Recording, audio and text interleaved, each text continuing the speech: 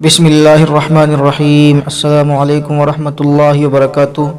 محترم سامعین، فتنوں کے اس دور میں جہاں بہت سے فتنوں نے مسلمانوں کو گھیرا ہوا ہے، وہیں ایک بڑا فتنہ یہ بھی ابھر کر سامنے آیا ہے کہ مدارس اسلامیہ، خاص طور سے دارالعلوم دیوبند سے جاری ہونے والے فتاووں کی تحقیر کی جائے، ان کو نیچا دکھایا جائے اور یہ باور کیا جائے کہ مدارس اسلامیہ کا کام صرف مسلمانوں کو 1400 سال پہلے دھکیلنے کا ہے اور یہ مسلمانوں کی دنیاوی کامیابی میں رکاوٹ بنے ہوئے ہیں، اور اس فتنے کی اتنی تشہیر کی جا رہی ہے کہ بھولے بھالے اور عصری تعلیم یافتہ مسلمان نوجوان بھی اس فتنے کا شکار ہو رہے ہیں اور دارالعلوم دیوبند سے جاری ہونے والے فتاووں کو حقارت کی نگاہوں سے دیکھ رہے ہیں۔ ایسے حالات میں اس بات کی ضرورت ہے کہ امت مسلمہ کے نوجوانوں کے سامنے یہ بات پیش کی جائے کہ دارالعلوم دیوبند کے دارالافتاء اور شعبہ افتاء نے کیسے حالات اور نازک موڑ پر امت مسلمہ کے ایمان اور اسلام کی حفاظت فرمائی ہے۔ چنانچہ پیش خدمت ہے یہ خوبصورت عنوان کہ دارالعلوم دیوبند کے شعبہ افتاء نے ہندوستان کے مسلمانوں کے ایمان کی کیسے حفاظت فرمائی۔ جی ہاں محترم سامعین، قیام دارالعلوم دیوبند کے وقت ہندوستان کے قدیم دینی مدارس قریب ختم ہو چکے تھے۔ 1857 عیسوی کے ہنگامے بلاخیز کے بعد علماء کی اچھی خاصی تعداد دار و رسن کی نظر ہو گئی تھی۔ کچھ علماء کو جنگ آزادی میں شرکت کے جرم میں عمر قید اور کالا پانی بھیج دیا گیا تھا۔ کچھ حضرات انگریزوں کی دار و گیر سے بچ کر دوسرے ملکوں میں ہجرت کر گئے تھے۔ باقی ماندہ علماء کی پرانی نسل رفتہ رفتہ اٹھتی جا رہی تھی۔ ان حالات میں مسئلہ بتانے والے مشکل سے نظر آتے تھے۔ دارالعلوم دیوبند قائم ہوا تو لوگوں کو امید کی کرن نظر آئی۔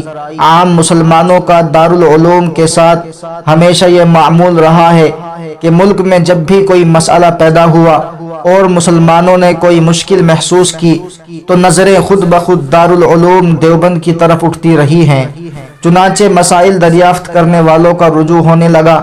اس لیے دارالعلوم دیوبند میں درس و تدریس کے علاوہ افتاء کا کام بھی ابتدائی سے ہوتا رہا ہے۔ سب سے پہلے حضرت مولانا یعقوب صاحب نانوتوی رحمۃ اللہ علیہ، جو دارالعلوم دیوبند کے اولین صدر المدرسین تھے، وہی اس کام کو بھی انجام دیتے رہے۔ چنانچہ انہوں نے 1283 ہجری سے اپنی وفات سے قبل یعنی 1301 ہجری تک اس خدمت کو انجام دیا۔ ان کی وفات کے بعد مختلف اساتذہ سے افتاء کا کام لیا جاتا رہا اور 1309 ہجری تک اسی طرح کام چلتا رہا، لیکن جب اس افتاء کی تعداد غیر معمولی حد تک پہنچ گئی تو 1310 ہجری کو باقاعدہ دارالعلوم دیوبند میں دارالافتاء قائم کیا گیا۔ حضرت مولانا مفتی عزیز الرحمن دیوبندی رحمۃ اللہ علیہ کو مفتی کے منصب پر مامور کیا گیا۔ دارالافتاء شرعی امور میں رہنمائی کے علاوہ دارالعلوم دیوبند اور عامۃ المسلمین کے درمیان رابطے کا بھی ایک بڑا اور وقیع ذریعہ ہے۔ دارالعلوم کے فتاوی کو ملک میں ہمیشہ وقعت اور عظمت کی نظر سے دیکھا گیا ہے۔ عوام کے علاوہ ملک کی عدالتیں بھی ان کا احترام کرتی ہے اور انہیں فیصلہ کن سمجھتی ہے۔ محترم سامعین، اب آپ کی خدمت میں پیش کیا جاتا ہے دارالعلوم دیوبند کے مفتی اعظم حضرت مفتی عزیز الرحمن رحمۃ اللہ علیہ کا مختصر تعارف اور ان کے کارنامے، جو دارالعلوم دیوبند کے اولین مفتی اعظم تھے۔ حضرت مرحوم کی سال ولادت 1275 ہجری مطابق 1859 عیسوی ہے۔ تاریخی نام ظفر الدین رکھا گیا۔ والد ماجد کا اسم گرامی مولانا فضل الرحمن تھا۔ 1284 ہجری 1868 کے اواخر میں جب دارالعلوم دیوبند میں درجہ قرآن شریف جاری کیا گیا تو حضرت مفتی صاحب کو درجہ قرآن میں داخل کر دیا گیا۔ شعبان 1285 ہجری میں انہوں نے نصف قرآن مجید کے حفظ کا امتحان دیا اور 1287 میں پورا قرآن شریف حفظ کر لیا۔ اس وقت درجہ قرآن شریف کے استاد حافظ نامدار خان صاحب تھے۔ 1295 ہجری مطابق 1878 عیسوی میں انہوں نے بخاری شریف اور مسلم شریف اور شرح عقائد کا امتحان دے کر دارالعلوم سے فراغت حاصل کی۔ اس وقت دارالعلوم کے اساتذہ یہ تھے: حضرت مولانا یعقوب نانوتوی، حضرت مولانا سید احمد دہلوی، حضرت شیخ الہند اور مولانا عبدالعلی رحمہ اللہ تعالی۔ 1298 ہجری کے جلسہ دستار بندی میں آپ کو سند اور دستار حضرت مولانا رشید احمد گنگوہی کے دست مبارک سے عطا ہوئی۔ فراغت تعلیم کے بعد کچھ عرصے دارالعلوم میں معین المدرس رہے اور اسی کے ساتھ فتویٰ نویسی کی خدمات بھی انجام دیتے رہے۔ پھر ان کو میرٹھ بھیج دیا گیا۔ وہاں مدرسہ اسلامیہ اندرکوٹ میں کئی سال تک درس و تدریس میں مصروف رہے۔ 1309 ہجری میں اکابر دارالعلوم نے نائب محتمم کے عہدے کے لیے ان کا انتخاب کیا۔ پھر ایک سال کے بعد ان کو مفتی اور مدرس دارالعلوم مقرر کیا گیا۔ 1333 ہجری کی روداد میں لکھا ہے: مولوی عزیز الرحمن صاحب نے فراغت کے بعد بطور معین المدرسین دارالعلوم میں درس دیا اور حضرت مولانا یعقوب رحمۃ اللہ علیہ کی نگرانی میں افتاء کا کام بھی کیا۔ اسی زمانے میں ان کو داعیہ طریقت پیدا ہوا۔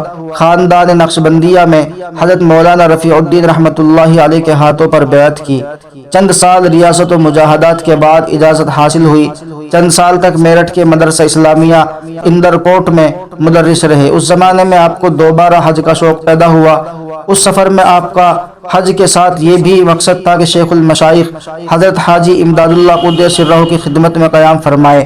چنانچہ 1.5 سال آپ کا اس سفر میں صرف ہوا اور حضرت حاجی امداد اللہ صاحب رحمۃ اللہ علیہ نے بھی آپ کو مجاز فرمایا۔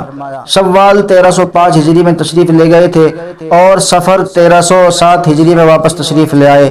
1309 ہجری میں آپ کو میرٹھ سے دیوبند بلا لیا گیا۔ اس وقت سے برابر دارالعلوم کی خدمت میں مصروف رہے۔ حضرت مفتی صاحب کو فقہی جزئیات کا اس قدر استحضار تھا کہ بڑے بڑے اہم اور معرکۃ الآراء استفتاء کا جواب بلا تکلف تحریر فرما دیا کرتے تھے۔ 40 سال کے قریب آپ نے دارالعلوم کے دارالافتاء کی خدمات جلیلہ انجام دی۔ اس دور میں بے شمار ایسے مشکل فتاوی بھی لکھے جو نہ صرف فتویٰ بلکہ معرکۃ الآراء مہمات میں محاکمے کی حیثیت رکھتے ہیں، مگر صرف چند لفظوں میں ان کا جواب تحریر فرما دیتے تھے۔ سفر میں دارالافتاء کی ڈاک ساتھ رہتی تھی اور محض حذاقت اور مہارت اور کمال استعداد سے بے تکلف فتاوی تحریر فرماتے رہتے تھے۔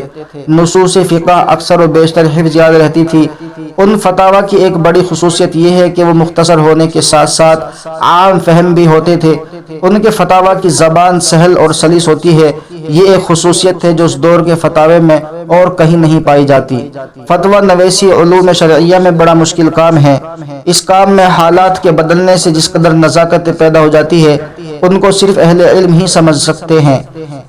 یوں تو فتاوی ہر زمانے میں لکھے گئے ہیں، مگر فتاوی نویسی کا جو کمال حضرت مفتی صاحب کو حاصل تھا وہ کسی اور میں بہت کم دیکھنے کو ملتا ہے۔ 1310 ہجری سے 1319 ہجری تک حضرت مفتی صاحب نے جو فتاوی تحریر فرمائے ہیں، افسوس ہے کہ ان کا ریکارڈ موجود نہیں ہے۔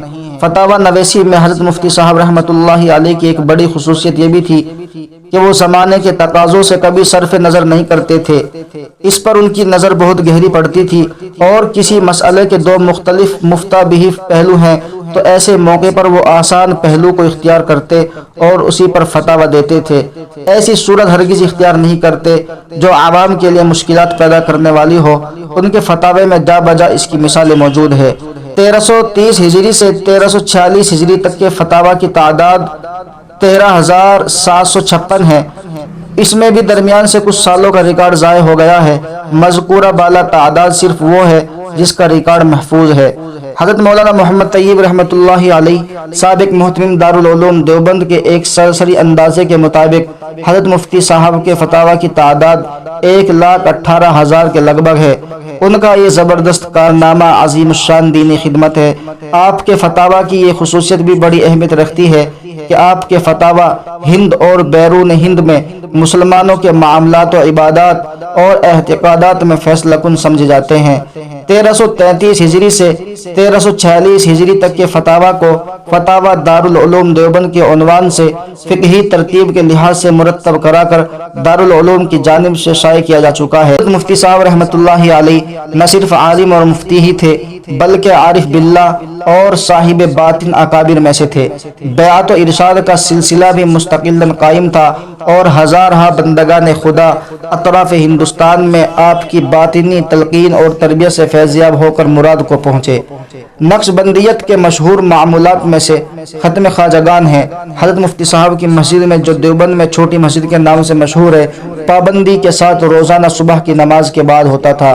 علم و فضل کے ساتھ تواضع، اپنے آپ کو چھپانا اور مٹانا آپ کا خاص رنگ تھا، جو چھوٹی چھوٹی جزئیات تک میں نمایاں ہوتا تھا۔ روزانہ کا معمول تھا کہ بعد نماز عصر محلے کے آس پاس کے گھروں کے دروازوں پر جا کر پوچھتے کہ بازار سے کسی کو کچھ سودا منگانا ہو تو بتلا دے۔ گھروں سے آواز آتی، مفتی جی مجھے 4 پیسے کی مرچ لا دو۔ کہیں سے آواز آتی کہ تیل چاہیے۔ کسی کے گھر سے کہا جاتا کہ نمک درکار ہے۔ حضرت مفتی صاحب رحمۃ اللہ علیہ سب کے پیسے لے لیتے اور بازار جا کر ایک ایک کا فرمائشی سودا خریدتے، کسی کا نمک، کسی کی مرچ، کسی کا دھنیا، اور یہ سب سامان رومال کے الگ الگ کونوں میں باندھ کر خود ہی لاتے۔ یہ کبھی گوارا نہ کرتے کہ اس بوجھ کو کوئی دوسرا اٹھائے، خود ہی یہ سامان اپنے کندھوں پر لادتے۔ بعض اوقات بوجھ سے دوہرے ہو جاتے تھے، مگر کسی حالات میں گوارا نہ تھا کہ اسے دوسرے کے حوالے فرما کر کچھ ہلکے ہو جائے۔ پھر خود ہی گھر گھر جا کر یہ اشیاء فرمائش کنندوں کے سپرد فرماتے۔ بے نفسی اور خدمت خلق کے اس عمل میں ان کو کبھی تصور بھی نہ ہوتا تھا کہ میں کوئی خدمت کر رہا ہوں یا کوئی بڑا عمل ہے جو میرے ہاتھوں انجام پا رہا ہے، یا میں کسر نفسی کا کوئی عظیم کارنامہ انجام دے رہا ہوں۔ ان عملی مجاہدات کے ساتھ درس کی علمی باریک بینیاں مستضاد تھی۔ افتاء کے ساتھ درس کا شغل مستقل رہتا تھا۔ فقہ، حدیث اور تفسیر کے اونچے اسباق آپ کے یہاں ہوتے تھے۔ بڑی بڑی اہم تحقیقات جو آپ کے ذہن رسا کی پیداوار ہوتی تھی، کبھی بھی اپنی طرف منسوب کر کے دعوے کا انداز اختیار نہیں کرتے، بلکہ بطور احتمال ارشاد فرماتے اور تقریر کے ضمن میں کہتے کہ اس مسئلے میں ایک صورت یہ بھی ہو سکتی ہے، حالانکہ وہ ان کی تحقیق ہوتی تھی، مگر کبھی بھی یوں نہیں فرماتے کہ اس مسئلے میں میری رائے اور تحقیق یہ ہے۔ غور کیا جائے تو یہ مقام اس علمی خدمت اور عملی بے نفسی کے مقام سے بھی زیادہ بلند اور نازک تر ہے جہاں تک پہنچنا ہر کسی کا حوصلہ نہیں۔ علمی دقائق خود اپنا ذہن پیش کرے اور اس ذہن کو کبھی بھی آگے نہ لایا جائے۔ بے نفسی اور فنا کا یہ نہایت ہی اونچا مقام ہے اور اسی کو میسر آ سکتا ہے جس کے رگ و پے میں تواضع اور کسر نفسی سما گئی ہو۔ حضرت شاہ صاحب کے ساتھ حضرت مفتی صاحب بھی دارالعلوم سے مصطفیٰ ہو گئے تھے۔ 1347 ہجری میں حضرت شاہ صاحب علالت کے باعث جب دیوبند تشریف لائے تو بخاری شریف 14 پارے باقی تھی۔ جامعہ اسلامیہ ڈابیل کے ذمہ داروں کے اصرار پر حضرت مفتی صاحب وسط ربیع الثانی 1347 ہجری میں ڈابیل تشریف لے گئے اور بخاری شریف کا درس شروع کرا دیا، اور صرف 1.5 ماہ کی قلیل ترین مدت میں بخاری شریف کے باقی 14 پارے ختم کرا دیے، جس سے آپ کی علمی بصیرت کا بخوبی اندازہ لگایا جا سکتا ہے۔ جمادی الثانی کے اوائل میں آپ دیوبند تشریف لائے۔ راستے میں طبیعت علیل ہو گئی۔ دیوبند پہنچنے پر علاج شروع ہوا مگر افاقہ نہ ہو سکا۔ وقت موعود آ چکا تھا۔ بالآخر 17 جمادی الثانی 1347 ہجری مطابق 1928 عیسوی کی شب میں داعی اجل کو لبیک کہا۔ 10 بجے دن میں حضرت مفتی صاحب کی جنازے کی نماز حضرت مولانا سید اصغر حسین رحمۃ اللہ علیہ نے پڑھائی اور 11 بجے آپ دارالعلوم کے قبرستان میں سپرد خاک کیے گئے۔ آپ علم و عمل، اخلاق و ملکات، معرفت و بصیرت اور فقاہت و درایت کی بے مثل شخصیتوں میں سے ایک بلند پایہ شخصیت تھے، جن سے دارالعلوم دیوبند کے دارالافتاء کو زینت بخشی گئی۔ اللہ تبارک و تعالی حضرت مفتی صاحب کی تمام خدمات کو قبول فرمائے، آپ کی مغفرت فرمائے، درجات بلند فرمائے، آمین یا رب العالمین۔ السلام علیکم ورحمۃ اللہ وبرکاتہ۔